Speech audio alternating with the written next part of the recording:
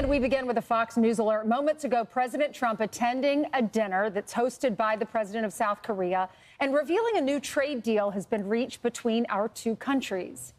This comes ahead of Trump's high-stakes meeting with China's President Xi on Thursday. Lucas Tomlinson is live from South Korea with more. Good morning, Lucas. Well, good morning, Griff. Good morning, Ainsley. Good morning, Brian. President Trump has arrived here in South Korea, the third nation on his Asia tour. This started over the weekend in Malaysia, then to Japan, now here to South Korea, where President Trump just announced a new trade deal has been signed with South Korea's second largest trading partner, the United States. And we had a tremendous meeting today with South Korea. I think the meeting a lot was determined, very much determined. And we made our deal. We pretty much finalized a trade deal. And we discussed some other things having to do with national security, et cetera.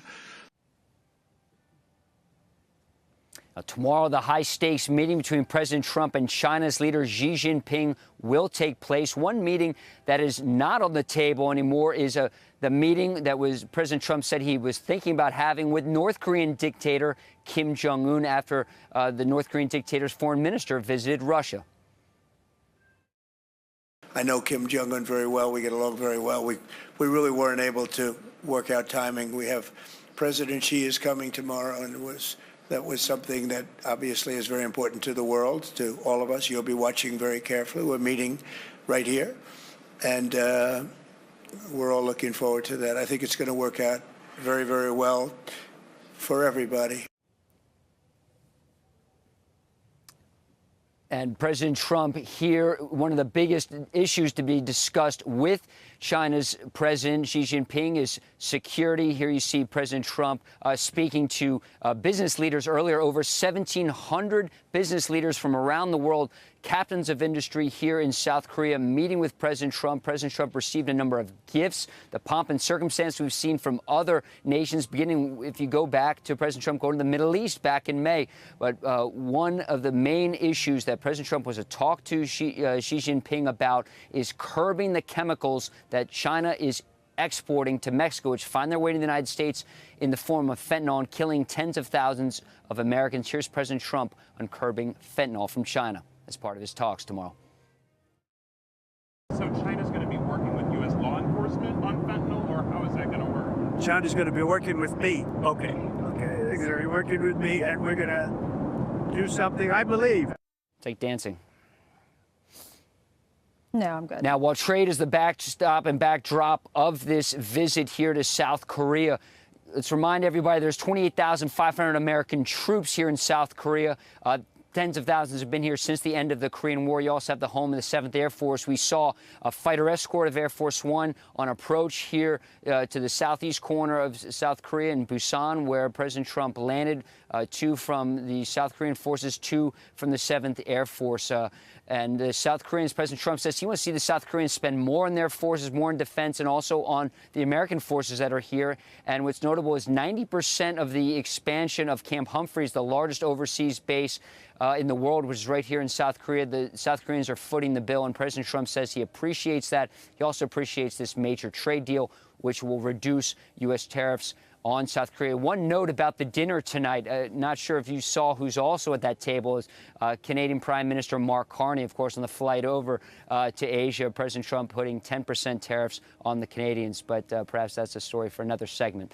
Right now, South Korea's new President Lee, very excited to have President Trump here, and he bestowed him as the first American president received a crown, a very high honor that South Korea has bestowed for President Trump here on the peninsula, guys. It would be a great, also be a great prop for the No Kings rally, which I'm sure there'll be a sequel. The president will go actually hold the crown.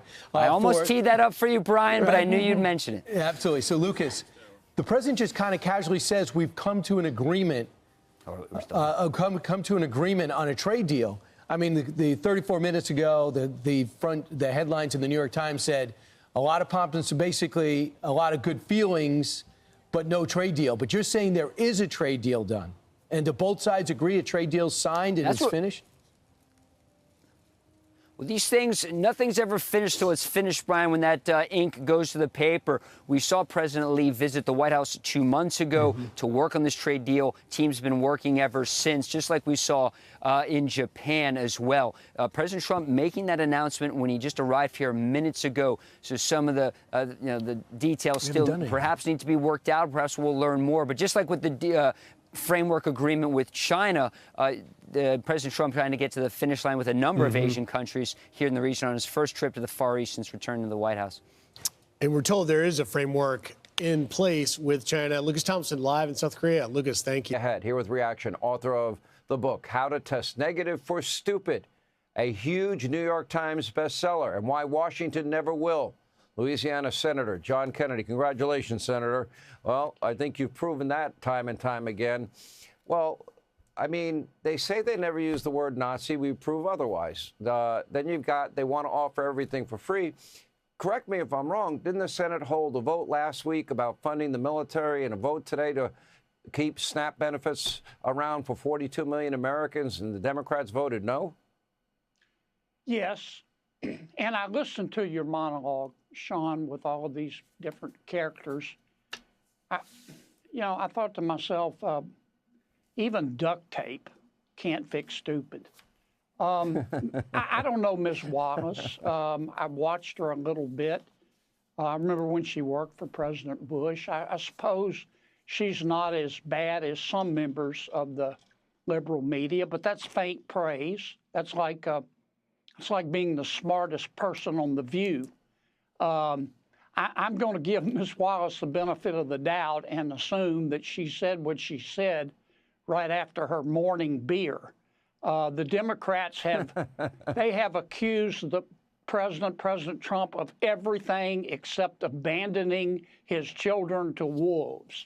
They daily call him a racist and a Nazi. The Democrats are angry. They're angry for two reasons. They're angry because President Trump won the election. The American people spoke.